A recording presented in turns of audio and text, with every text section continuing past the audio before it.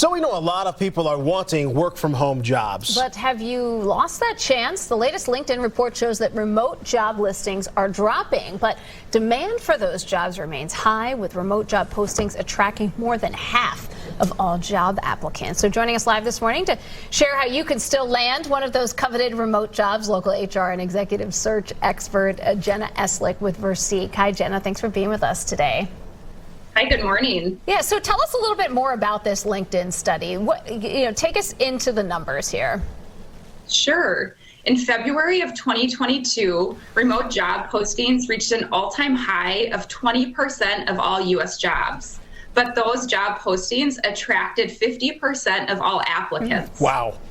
Mm-hmm. Yeah, and then in September, remote job postings fell to 14%, but attracted 52% of all applicants. So what that's telling us is remote job postings are dropping, but demand for those roles remains very high. Okay, so why are there fewer remote job opportunities? Is it because we're finding this new normal and more companies are wanting people to come back to the work, or is it something else?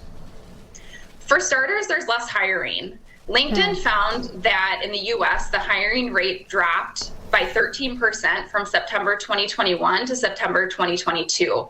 After the pandemic, we entered the Great Resignation. There was a massive influx of hiring. Unemployment in Minnesota dropped and hit a record low in June of 2022 to 1.8%.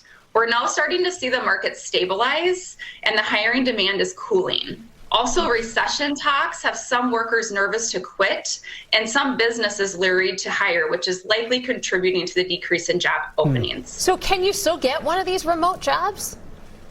You can. A few tips I would say. Tap into your network, right? Learn who's working remotely and look at companies that you know are offering remote work to see if there's anyone working there that you're connected to. Search for multiple different terms. So businesses are going to use different language when describing remote job opportunities. For example, work from home, virtual job, telecommute, remote could all mean the same thing. And then thirdly, I would say consider transferable skills. So some roles and industries are more inclined to provide remote work opportunities. For example, at Versique, we see demand for remote recruiter positions across many different industries. If you're in a role where remote work is not as common, look at your transferable skills to see if a career shift into a new role is possible. Okay, Jenna, let me ask you this. Let's say I'm up for a job and I know it's not remote, right? Should I bring it up during the interview and hope that I can flip that around, or is that not a good idea? That's a good question. Employees still have a lot of power, and companies are very interested in retaining talent, making it a great time to negotiate work perks. However, the likelihood of an in-office position becoming fully remote is probably not likely. Instead, what I would encourage job seekers to do is negotiate for more flexibility in when and how they work. We're seeing more people being given the opportunity to work split shifts or starting early or later in the day because of their schedules. Yeah. I mean, just ask, negotiate, negotiate. All right, Jenna Estlick with Versique, thanks so much for being with us today. We appreciate it. Thanks for having me.